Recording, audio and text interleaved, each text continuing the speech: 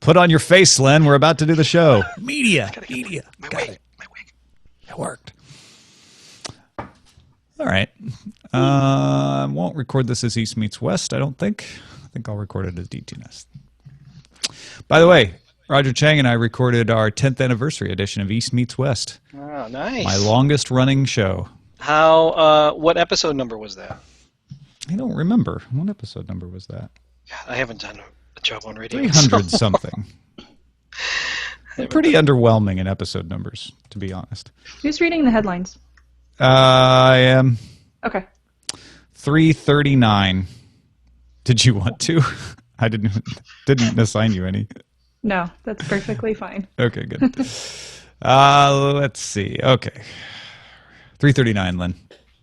339? That's pretty good. Yeah. I should probably record a job on radio at some point. You should. All right, here we go. Daily Tech News Show is brought to you by me. You're welcome. But it's also brought to you by over 4,000 other people who also find some value in it every day. If you listen for the next 30 minutes and get even a little bit of value out of it yourself, consider going to patreon.com and searching for Daily Tech News Show and giving some value back. Now roll that beautiful theme music. This is the Daily Tech News for Friday, October 23rd, 2015. I'm Tom Merritt. Happy birthday to the best father-in-law a guy could ask for, Rodrigo Rivera. Lots of birthdays in my extended family this week. Joining us today, Shannon Morse, co-host of Tech Thing with Patrick Norton, and Hack 5 with Darren Kitchen at hack5.org, hak5.org. How are you, Shannon? I am doing awesome. How are you, sir?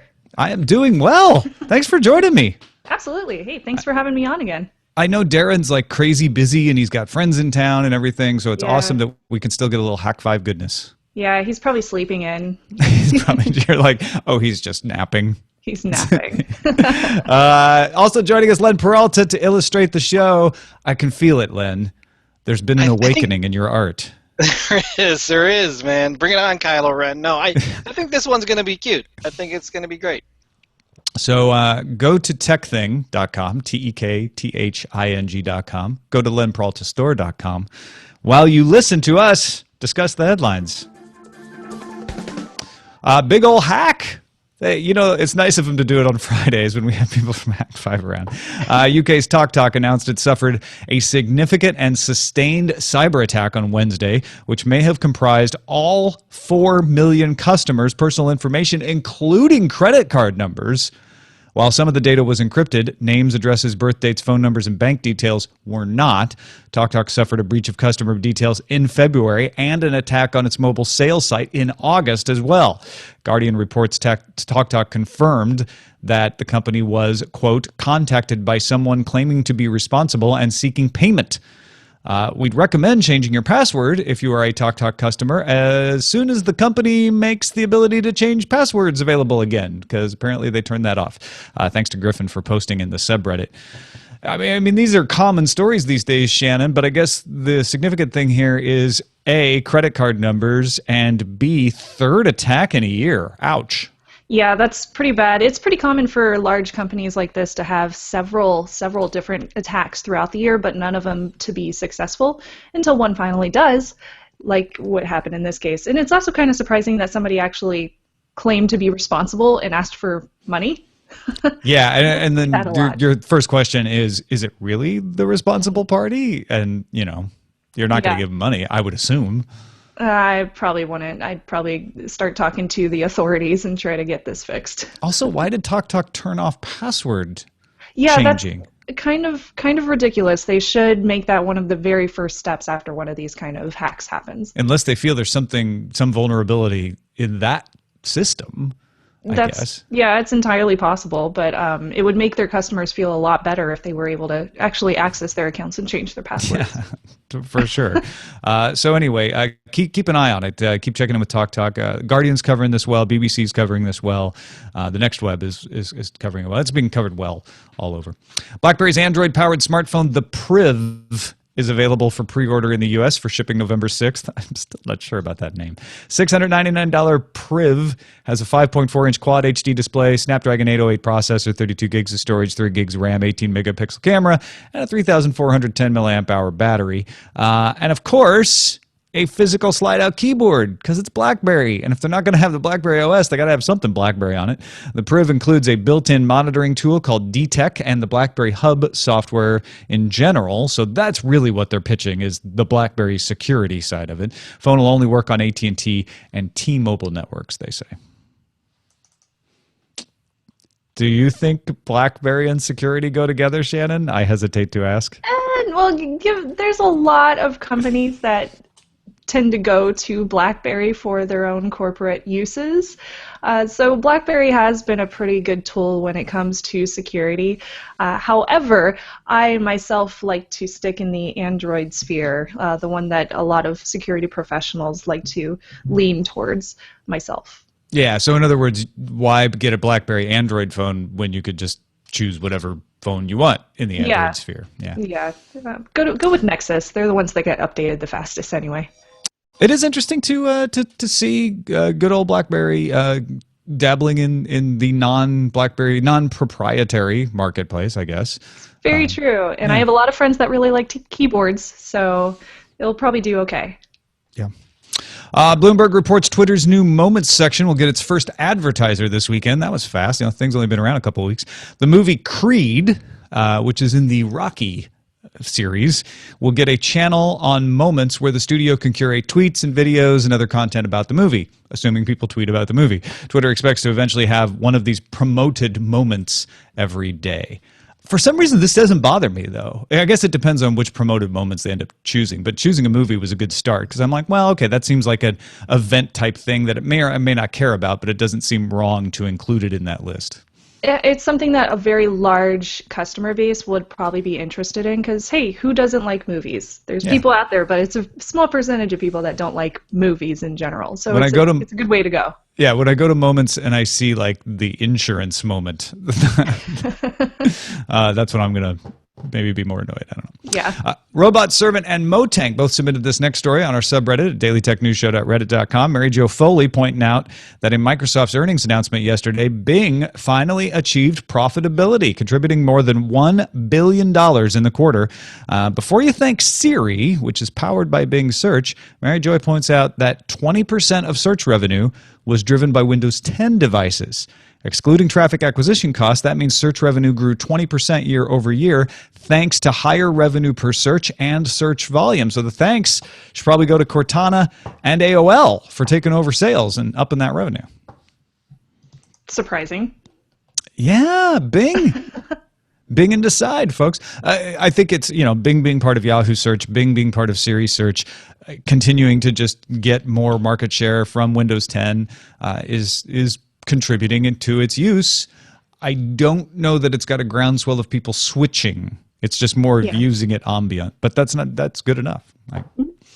Facebook announced its latest iOS app update fixes some of those battery usage issues you may have been hearing about. Engineering manager Ari Grant says 2 problems were identified and fixed. One, CPU spin, he calls it, had kept the app pushing network queries without any response. In his post, he compared it to a kid going, are we there yet? Are we there yet? Are we there yet? Do we have network yet? Do we have network yet?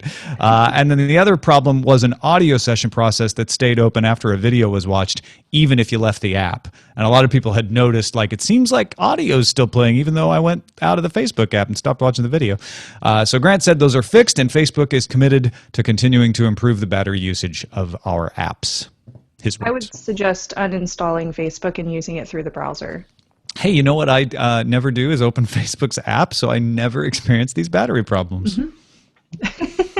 But maybe you like Facebook, and so then you should do what Shannon said. You know what smart devices don't always need? An internet connection. And this Wired report really caught my eye. It's a travel coffee mug from Ember that cools hot coffee to a drinkable temperature of your choosing as soon as you pour it in. So your coffee can be brewed nice and hot, but you can bring it down between 120 and 145 degrees Fahrenheit. Then the mug will keep the coffee at that temperature for about 4 hours without even being charged. You control the temp through a dial on the bottom of the mug, and it's got a little embedded display that shows you the number, and that's it. No fancy interface. You can also control it through an app, but it's not an Internet of Things connected device. It's just another way to set that temperature. The way it works is a phase-changing material that they say is similar to candle wax, but they don't say what it is, handles the passive cooling. So it absorbs the heat out in a rate that you set, and then there's an active heating system run by more traditional sensors and a processor that maintains the heat.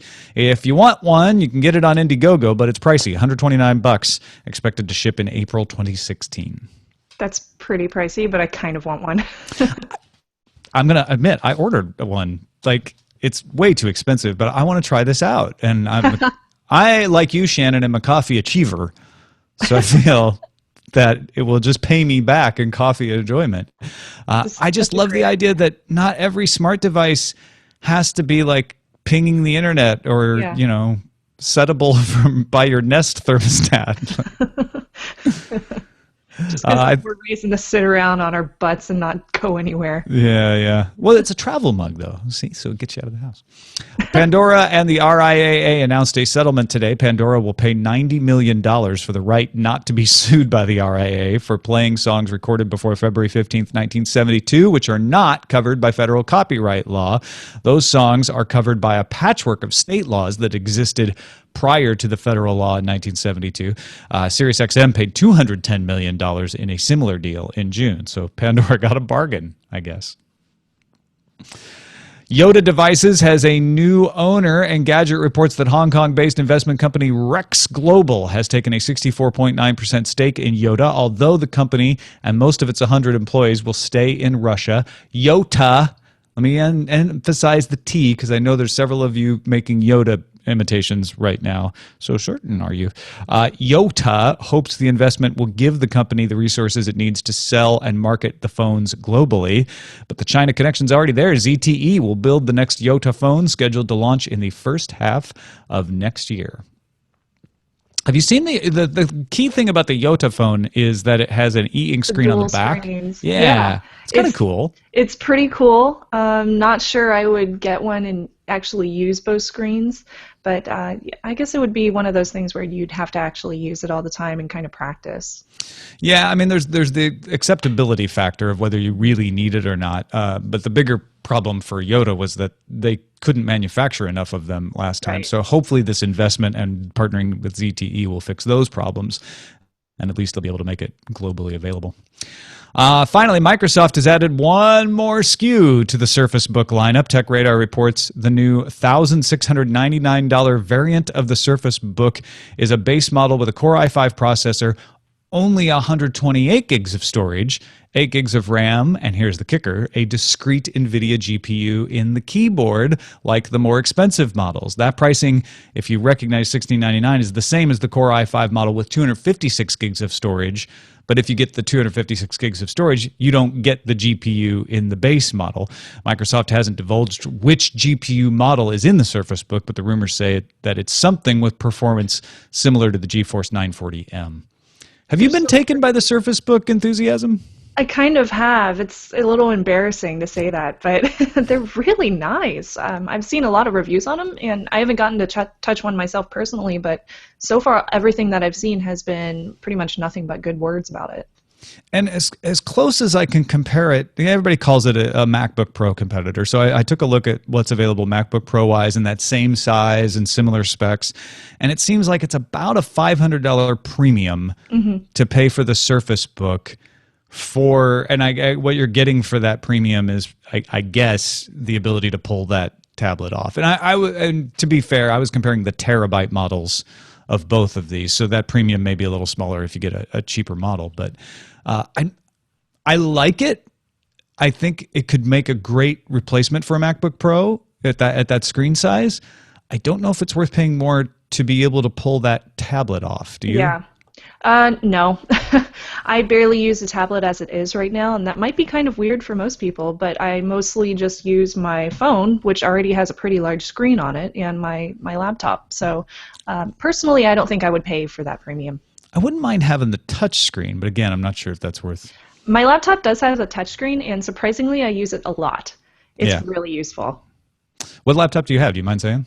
It's the Acer Aspire S7, I believe it's called, or the Nice. Acer Aspire 7. Yeah. Well, that, my friends, are the headlines. Now, if you're saying, Tom, you didn't mention the European net neutrality vote on Tuesday. Well, part of the reason I'm not is because that's Tuesday, and we have a show on Monday. But another part is I don't see anybody put it in the subreddit. You want stories on the show? Put them in the subreddit, dailytechnewsshow.reddit.com. It's not guaranteed to get them on the show. I'm not going to promise you that. But it is one of the things we look at when we're thinking on the edge, like, should we include this story today or not? How many votes did it get in the subreddit? So get in there and vote, dailytechnewsshow.reddit.com. And that is a look at the headlines. I call those headlines. Interesting. Now, I know we talked a little bit about this last week with Yahoo. Interesting app from Capital One introduced today with something called Swift ID as not a replacement for passwords. If you remember last week, Yahoo Mail announced a system where you can replace passwords by getting a notification and authorizing it on your phone. What Capital One's doing is replacing your security questions. So those like, what was your dog's name or what street did you grow up in? Instead of having those, you have an app notification on your phone, and that allows you to log in anytime Capital One would otherwise ask security questions if it's noticing a weird pattern or from a new machine. And so you can log in on the web by activating it on your phone. The TechCrunch story says it captures a unique image of the phone. Shannon and I were talking about this. We think that probably just means what? Like it's looking at the IMEI and serial number and stuff like that, right? Yeah. So it sends a push notification to the phone. You swipe to say, yes, I do want to allow this login. And then it can allow you to log in if it's posting a security question, or if you're doing something like changing your address, doing a high amount transfer, anything that would normally kick those security questions in. So I saw this, and Shannon and I were talking before the show. Lots of folks are starting to use the phone as a substitute for security, whether it's passwords, whether it's two-factor authentication. I mean, I have a Google Authenticator app on my phone, or whether it's this Yahoo Mail thing. Is the phone a good augmentation and or replacement for passwords? I think it can be, but it's a bit of a trade-off whenever you use a phone for authentication because it's a very high-value thing that you're carrying around in your pocket. So it's something that a lot of thieves would look at as something that they could easily steal, and it's also available over the network, so it's something that could be easily hacked as well. And in those 2 points, for me, does not make it a very good authentication factor, just because it's high value. It's something that people might want to take away from you, and it's easily hacked. But on the other side, yeah, it's a very, very popular device. A lot of people carry this around, so it makes security be very easy for consumers. So it would be, very simple for anybody to use two-factor authentication as opposed to just a password. Yeah, we had a few people on a subreddit thread, and thanks to TG Stellar for creating a thread about this on the subreddit, talking about how, and people discussing both sides of this, that, well, I wouldn't want my phone to be my authentication because of the reasons Shannon just said. I could lose the phone and people could get into it, or somebody could hack into it. And other people are saying, well, that could be true of anything. You can lose a YubiKey. Mm-hmm. People can hack into all kinds of things. It's certainly more safe than not having a second factor, and you should secure your phone, right? So full disk encryption on your phone and a strong password and maybe some kind of thumbprint way to get into the phone. Yeah. I mean, it with anything in security, right? It's always about percentages. You're never going to get 100% secure.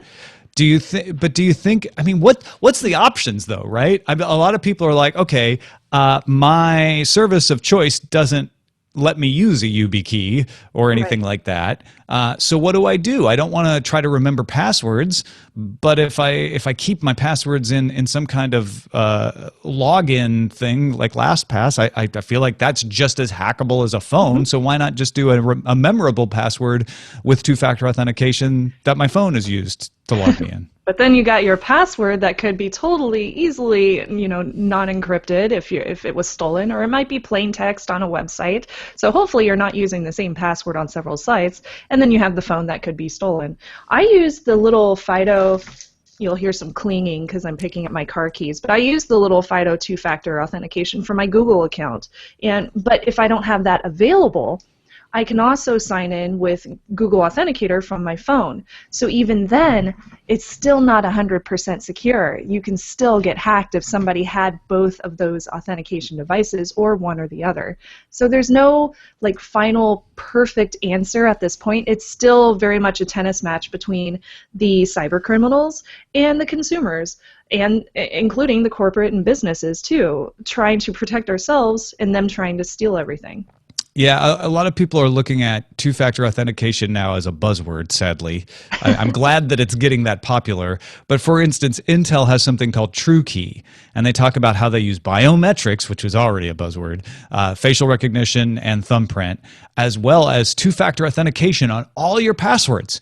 So Shannon, it gets rid of all your passwords. You never have to remember a password again. It's basically just a big password manager. It doesn't provide any extra security to the sites you're logging into. It's just a really secure password vault. And I feel like, oh man, I'm in some ways I'm like, well, this is a great thing if you're going to use a password vault. Having extra security on top of it, certainly two-factor authentication is a good thing. But they're kind of pitching it in this TrueKey.com website, like, oh, well, this will make you more secure. And if the website itself isn't doing two-factor authentication, it doesn't do anything. Yeah, exactly. Yeah, not if your passwords are not already secure too. Well, yeah. The problem with password managers, unless you choose to use a different password for every single site, is even if you save all of your passwords in a password manager, and one of the sites that you sign into uses plain text authentication or gets hacked and is easily unencrypted from whatever hash that they are using, then somebody would be able to figure out what password you use for every other site. So you have to make sure that you're using a different one for each and every site, and hopefully you're using two-factor authentication on top of that, even if you're using that manager. And that's kind of where we are right now, which is if you're going to use a password manager, make sure you're using it so that you don't even know what the passwords are, maybe. Like, so there's the different one. I don't know my own passwords. Yeah, there's a different one for every site. Definitely don't duplicate. Use two-factor authentication on that password manager, for goodness sake. And any site that offers two-factor authentication, you probably should turn that on. And I like the YubiKey system from the FIDO Alliance as well. I think that's a great way to do two-factor authentication.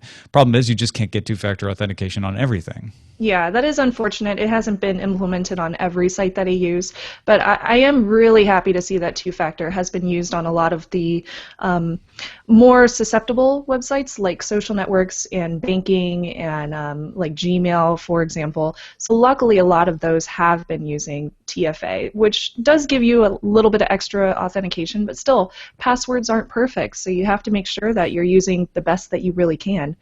Even passphrases. Those are a good option as well. Yeah, putting together a little sentence with some numbers in it. Yeah, absolutely. Yeah. Making something that's like 100 characters long with some spaces in there and a period and capitals and numbers and everything. So it definitely helps to do something like that as opposed to just a 10-character password. Because even if you do switch out some of the letters for symbols, like a $sign for an S, for example, there's a lot of rainbow tables and there's a lot of password crackers that use those now. And they've already figured out what we think is secure. Guess what? The people who make the rainbow tables actually knew that 3 could be substituted for an E a long time ago. Exactly. No, it's a really good point. Before we get off of this, though, back to using your phone as the second factor. Again, it's like everything else. You need to take a lot of precautions if you do that. For one thing, don't lose the phone. But if you do lose the phone, or what if you can't afford the phone anymore? Like it's one thing to say like this doesn't work for anybody who can't afford a phone, although so many people can get into phone. Like most people have a cell phone these days, so that leaves out a small amount of people who either don't want or can't afford a phone. So it shouldn't be the only way to get two-factor authentication. But what if you can't pay your bill anymore and you lose your phone number? Not to mention losing your phone. There have to be clear ways to de-authenticate and disconnect yourself from these phone numbers as well, and I'm not sure those are always clear. Yeah, absolutely. For example, with what was it? I don't remember the site at the moment.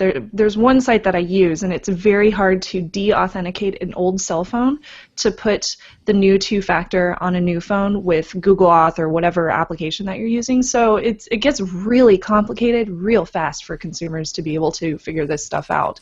So we need to give them a better way for ease of use for this better security. Yeah, for instance, Google's two-factor does allow you to get some safety numbers that you should print out and keep very secure. Again, Yeah, I have those right? backed up. But that's a way to hedge your bets against losing your phone, losing your keys, or losing your phone number.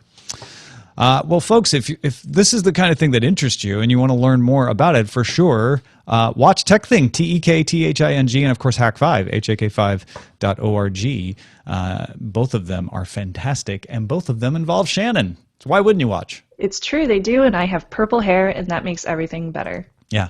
I mean, if you come for the purple hair, stay for the good security advice and tech tips. Our pick of the day comes from Matt in British Columbia, who's been playing around with encrypted services and wants to pick an email service for us, hosted by German company tutanota.de. That's tutanota.de. Matt writes, all email you store on their servers is encrypted. Emails between Tutanota users are automatically sent encrypted. And the best feature is that any email sent to a non-Tutanota user can be encrypted with a password. The recipient receives an email with a link. When they click on the link, they have to enter a prearranged password. So that's the vulnerability there, is making sure you get that password to them securely. And they can read the email and even send an encrypted reply when they do. Free service gives you a gigabyte one-user mailbox. Premium users can add more users to their account and even add their own custom domain. He also mentions an online Dropbox type like service called sync.com, SYNC, which encrypts online storage, but leaves the key with you so that they don't have any knowledge of what's in those files you're storing there. Cool. I don't know. I want to know if they've been audited. Yeah, exactly. I was going to ask if you'd heard of either one of these, because these are just Matt's picks. So especially when you're getting a secure service, do some looking around, find out if anybody else has audited their security practices before you put your trust in them. Matt says he's still playing around with them himself. He hasn't quite switched over, but they might be worth a look. Yeah, absolutely. I like looking at things like that. I also suggest use a PGP on top of your emails, just in case, because you never know if a company is actually encrypted. Yeah, absolutely. Send your picks to us, though, folks. Keep them coming. Feedback at dailytechnewsshow.com. You can find my picks at dailytechnewsshow.com/picks. A few emails before we get out of here. From sometimes cold, sometimes too hot, crazy fall weather, Salt Lake City. Based on your discussion of who the correct demographic is for the new Play Music YouTube Red, the other things you mentioned in the bundle, I just turned 32, he said. I used YouTube heavily to teach myself all sorts of varied skills. So do a few others in my family. Age ranges of 28 to 59. We all enjoy listening to music, though none of us are audiophiles. Typically, we just use the free tier of Pandora or Spotify. So we don't care or can't tell that we're receiving terrible quality audio. Sorry, Nate. All we need to know is no ads on either Play Music or YouTube videos, and we're in. The other services, which I've already forgotten about, are collateral perks, but removing the ads on YouTube and Play Music streaming are highly interesting, and I think we'll be signing up for this, especially if YouTube Red will be thrown into the Play Music family plan coming up. I'm not familiar with the statistics, the music versus non-music videos on YouTube, but I would venture to say that I'd not be surprised to find out that the non-music videos were a large majority, and that the amount of people that would fit in the same mold as those of my family would get on the service in a heartbeat. Just thought I'd throw that out there. Usually, I don't necessarily respond to somebody saying, you said the demo was 18 to 34, but I do that thing and I'm 35, because, you know, there's always outliers. But I thought this was an interesting story, and I thought it shows like what YouTube has considered, where it's like, hey, we know a lot of you are like really into Grace Helbig and want to watch those videos without commercials, so we're doing it for you. But this is like, we're actually just at the DIY section, which you don't hear about as much on YouTube, but that's a huge number of people watching videos on YouTube, and they definitely want to get rid of the ads as well, especially if it throws in some free music. It's interesting to me. I'm a little skeptical about YouTube Red, given that I'm a content creator as well, so it makes me a little nervous. But the more I read about it, the more I think, okay, maybe this is a cool thing. Well, it's going to be all about the payments, right? Yeah, it is. And what YouTube has screwed up, and yeah, my wife works there. What YouTube has screwed up is messaging this to the creators to make them feel better. Because I'm the same way. It's like, if this $10 a month gets split up equitably and I see either no change or a rise in the amount of money I make, then I'm fine. Mm-hmm. What all the fears are about, and what all of the people I've seen complaining about it are saying is, I think I'm going to make less money. And if that's true, then yeah, this is bad. But you kind of have to wait to see, I guess. Yeah, we do. Finally, Rich from lovely Cleveland says, since Satya Nadella took over at Microsoft, I think everyone's been impressed with the change in public perception of the company. While it's hard to argue that Nadella has brought about a substantial shift in the company, I just got to thinking, one of Steve Ballmer's credos, besides developers, was to put Windows on everything. This will kind of reach reality when Windows 10 hits their phone and Xbox platforms. It's weird that we forget that Windows 10 is kind of a fundamentally old-school Microsoft idea. What Nadella has done is not to see this as an endpoint, but as merely one inflection upon which Microsoft can sell their services. Not even a first among equals at that. Still, the Microsoft dream of the 90s is kind of happening, just in the most anticlimactic way possible. I want to agree, and I definitely want to give credit to Ballmer for that side of things that Rich is pointing out, but I think the big difference is Ballmer wanted Windows on everything. In other words, on your Linux machines, on your Macs. Like, I think Nadella is like, you know what, it's fine. You use Linux? Great. You use OS 10? Great. You use Android? Fine. We want our services to be everywhere. And I think that was shown in the earnings yesterday when you see Bing going up because of Windows 10. They're not charging for Windows 10, but they can make money off of it in that way through Bing services. You see Cloud leading the way in money because they're putting the cloud service available everywhere. And you see Microsoft Office making some money because, at least upping in subscribers, again, because they're putting it everywhere. Absolutely. I think that's very smart of him to say that, like to go with services as opposed to hardware, because it is a little bit less expensive to create services as opposed to hardware, as long as you have the long-term benefits of a good service. So we'll see. Yeah, you know what? I for you Steve Ballmer fans, and I know there's one of you out there named Steve Ballmer. There might be more. I think Rich is making a good point of like, hey, what Nadella did was just kind of change the direction of what Steve Ballmer set in motion. And maybe Satya Nadella would never have been able to do this had it not been for that foundation being laid. You know, not to mention Bill Gates and Paul Allen inventing the product and the company in the first place. Don't forget. Very true. Yeah. Well, that is it for the show. Thank you, Shannon, for joining us. This was great. Yeah, thank you. Super fun. I love talking about all this geeky stuff. It's great. Yeah, it's good stuff. Like I said, techthing.com, TEKTHING.com, twitter.com/snubs. Follow Shannon, SNUBS. Anything in particular to let folks know is coming up? Let's see. We've been having a lot of fun on Hack 5 recently, hacking radio waves. We literally took a little remote control, and we were able to turn on a light with a radio software-defined dongle, basically, called a yardstick one, as opposed to using the remote control. It was so cool. So software-defined radio hacks and radio waves sound awesome, because you could. It's like magic. It's basically how people introduce themselves to being able to unlock people's cars with radios. Yeah. And if you want to know how to and if you want to know how to secure your car, that's probably something that you need to know. Absolutely. Len Peralta has been drawing this entire episode. Twitter.com/Len Peralta, LenPeraltaStore.com. And what have you been drawing, Len? Well, of course, I couldn't have done Swift ID without doing something about Taylor Swift. So, and you know, of course I had to draw Taylor Swift in there, and of course I had to draw Snubs, Shannon in there, because I've never done it before. That's awesome. So yeah, in this little drawing, for those of you who are not seeing the video, Shannon's saying, the Swift ID is really cutting-edge tech, and it's catchy to boot. And here's my favorite part, is the lyrics. And which is, well, man, wait, where is it? Oh, no, hang on a second. Oh, you zoomed in too far. Wait. TFA ain't gonna break. And tech thing's pretty great. Great. I think YubiKey. Swift ID. I think YubiKey should probably pursue some sort of licensing agreement with Ms. Swift. You know, I was very surprised when I saw that story and it didn't already happen. I got to tell you, I was a little bit depressed about that. So this is amazing. And Shannon looks great. Taylor Swift looks great as a security dongle. You have to look at it at lenperaltastore.com. Yes, please do. And also, I just want to mention that at my online store just today added the DTNS Daily Tech News Show Instant Art Collection version 2. So if you can't get all these great prints I do every week, you can at least get 10 of them and have an instant art collection you can put right on your wall. So there you go. Check it out. Just imagine that hallway lined with art. It's pretty great. Go check it out. Pretty great. That's so good. I can't wait to show that to Eileen, actually.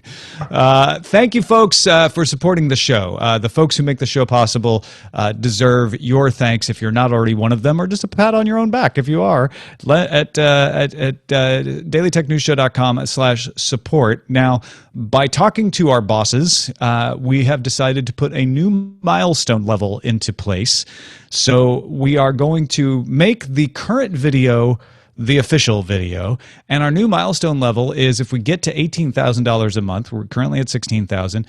We will start a 6th day of Daily Tech News Show, and Peter Wells has been kind enough to agree to host it from Australia. So it will have an international perspective, hosted by Peter, and come out on his Monday, but our Sunday here in this hemisphere.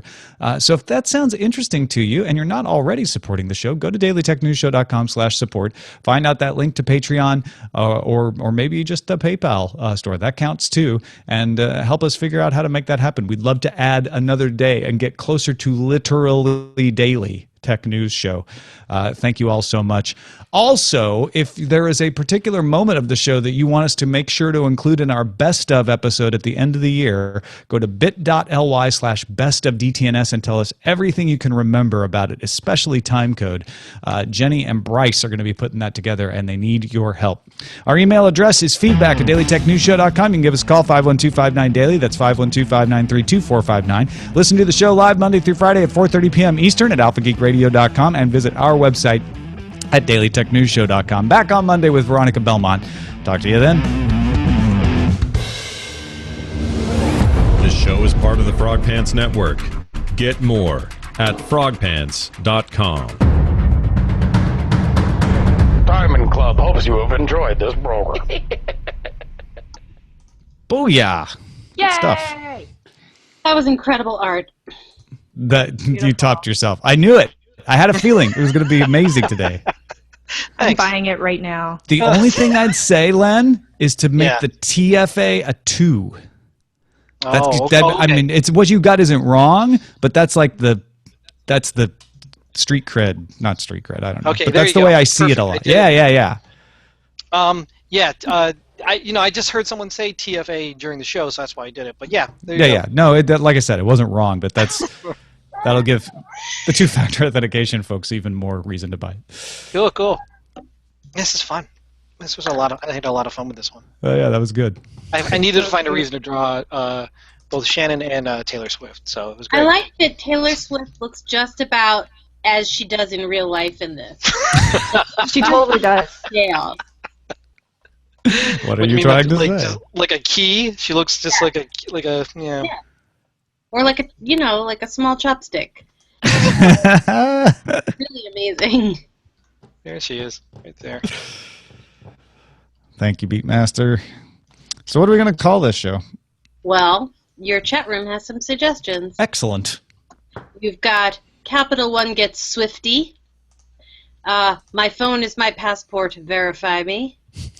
Let's see. There was one I liked. Get Swifty in here. Yeah. I'm sorry, what? TalkTalk gets hacked. Twitter's Creed. A panoply of password paradigms. Wow.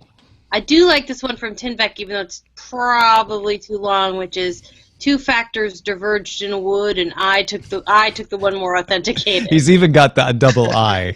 That's dedication to the bit. There. Quality poetry there. Yeah. And I took the one more authenticated.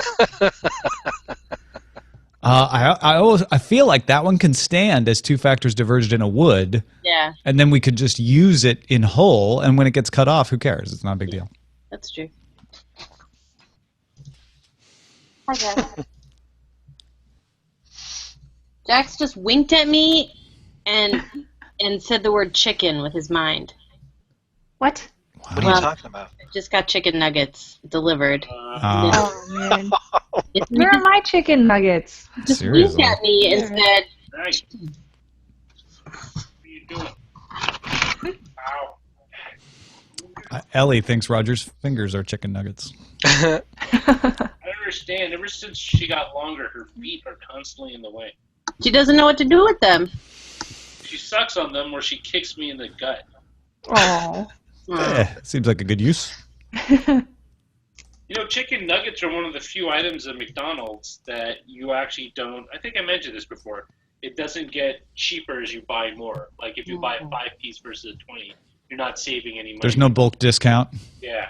Yeah, but it is pretty cheap. What is it, like $2 for 20 or something? It's like 4 something.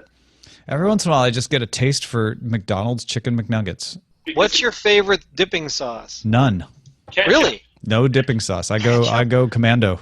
I am always sweet and sour. Constantly. That's the only way that I can eat those things. Olive? Sweet and sour? No, sweet and sour. Oh, just sweet. Oh, you're The all sweet and sweet. sour and sour. sauce is I'm all gross. sweet and sour.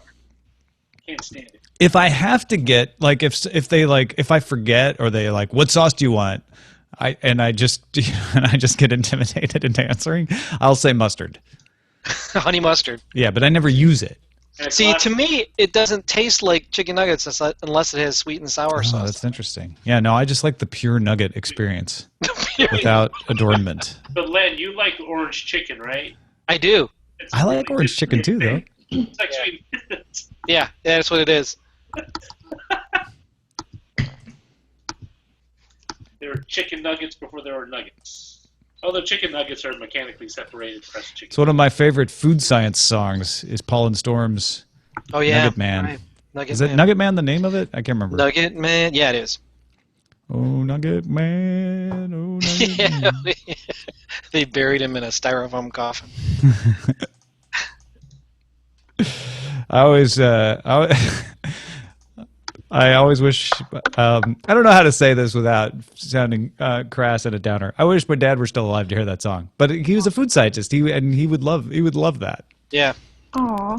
That's cool. I know. It's all right. Adding more stuff to your food to make it better. It's a happy thought. It is. I'm sure you would have been all like gung-ho over genetically modified foods. Oh yeah, that would have been his jam. I really want this coffee mug. I keep on looking at it and I'm like, nah, it's expensive. Oh, I maybe. know, but No. it's so Can I nicely designed too. just write it off on my taxes? Sure. Yeah, you're gonna review it on Tech Thing, right? Right? Yes. And done. Wait, maybe I should contact them first and see if I can get one. I'll put it on my show, promise. That's true. Maybe you can just get one sent. Title is going to be Two Factors Diverged in a Wood. And I took the one more. And I took the one more authenticated. By? More authentic? Or just more authenticated? I always good take the choice. one more authenticated. Yeah, if you can, for sure. It's just not. What is this? What is Jessica Jones? Jessica Jones is the new Marvel. Oh, her. Is this the Looks- Netflix one? Yeah, Yeah. did you watch Daredevil? Netflix? Yeah, I did. So Jessica Jones is in that same universe as Yeah. Daredevil. Oh, cool. Luke Cage is in it. Well, they're doing a Luke Cage Power Man. Or Power Right. Oh, I like that chick. She's fun. Yeah, Oh, yeah. Kristen Ritter is excellent. That's one reason to watch it. She's And so David cool. Tennant is the villain. Yeah, that's right. He's the initial villain. I'm sure there'll be more down the pipe. Well, yeah. Well, What's interesting- Daredevil. Spoilers. Daredevil has Punisher in it. He's coming in next season, which is gonna be cool. Oh, Frank Castle. Now, this is the thing. Every Punisher Marvel property, either like in movies and stuff, have all sucked. I'm wondering if they can actually pull it off where he's not like some weird kind of... Well, they probably. I mean, yeah. I mean, well, look who you had though. You had Dolph Lundgren. and Mary Jane, and then you had that English guy and they shot the entire movie in like Montreal or something. What do you think about having a LA meetup at Popeyes? Because everyone in the chat's talking about fried chicken now, and they all want Popeyes. It's an awesome idea. You like Popeyes? There's good chicken at Popeyes. You know where you can go to get really good fried chicken? At DragonCon is Pity Pat's Porch, which is over across the street from the Westin. Oh. It was so good. Oh my gosh. I've Classic. seen that place. It's good, huh? Uh-huh. Yeah. It is All right. good. Authentic Southern cooking. Man, oh man. Talk about fried chicken. I mean, if I want really good fried chicken, I would go down to A-Frame. I'm talking about locally. Yeah, that's good too. Yeah. Lennon, I forgot you ate there with me. That's Yeah. right. With Michelle. What? It was good. What? That was really good. Now I want Beer fried chicken. can chicken. You know what's so good fried chicken? I mean, it should be nice and crisp, but it shouldn't be greasy. That's the thing Yeah. that always threw me off. I like greasy. And then What's wrong with greasy? the meat. Sometimes you bite into it, it's like good crisp, but then the meat's all dry. That's like the worst. Oh, yeah. No, you want it to be juicy. Yeah. I go to Crisp on the outside, juicy on the inside. No, you didn't Come go on down to Tom's Fried Chicken.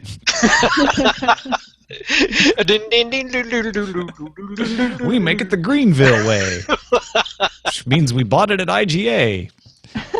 And the breading. Yeah. Bought it at IGA. I was trying to figure out what the Greenville way would mean. That was all I could come up with. Yeah. Yeah, we don't really have. I have to travel a little bit to get a good fried chicken, but I have to We had travel great across fried to the chicken. East Coast. What was it? It was Mr. Drumstick.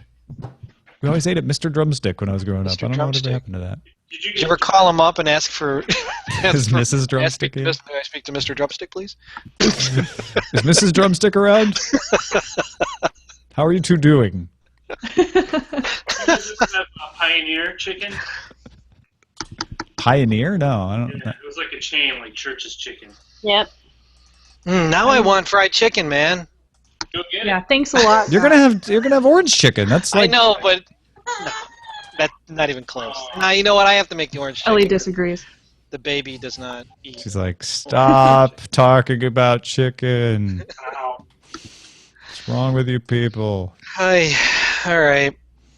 Well, there you go. Another one in the books, man. Yeah, well done. As usual.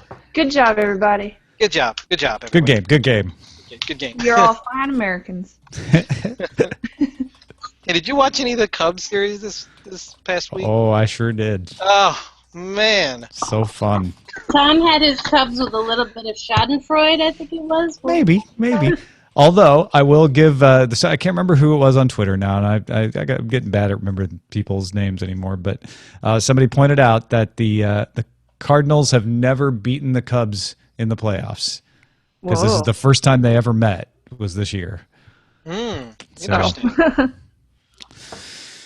But yeah, let's go Mets. I don't know if the Blue Jays pull it off against the Royals, which they'd have to win 2 in a row to do, so it might not happen. I might pull for the Blue Jays, but I'd be happy with the Mets. I want to see the Blue Jays win. You're a Mets fan? No, I'm not a Mets fan, but I have no problems with the Mets.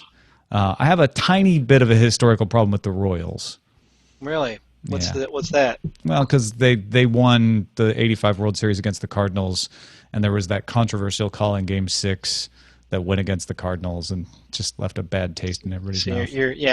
that taints a sports team. Like I don't really no hate other. the Royals. I don't have any. I tell you, the only reason I was rooting for the Cubs was because I wanted to see if they could make that true, Back to the Future true. Yeah, well, 'Cause, the Miami Marlins are in the wrong league to make that true, so it was already stillborn. No, they won when they were supposed to win. No, the series in Back to the Future 2 was Miami and Chicago. Oh, yes, but Everyone forgets the loser the Florida of the Marlins, 9-game World Series. the Florida Marlins won in '97, which Back to the Future also predicted, and that was against my Indians. Back to the Future predicted a 97 Miami win? Yes, Huh. I didn't and know at the that. time Miami wasn't even a team. Right. So they had gotten the first part correct. But they weren't called the Miami Marlins then. They No, at least Miami- are called Miami Marlins now. They were just the Miami. They just said Florida. No, because it was Florida. They didn't say Miami. They said Florida because because you know, In the Back to the Future, really? yeah, Biff says Florida doesn't even have a team or something like that. What the heck? But they predicted it. That's why it was so poignant when we lost that game. It was like the first part of Back to the Future came true. This is the longest MP3 URL, by the way, that I think I've ever put out for Daily Tech News Show. So I hope Overcast doesn't choke on it.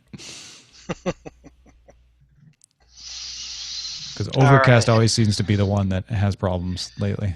I got to figure out if I'm going to do the fried chicken or orange chicken. So.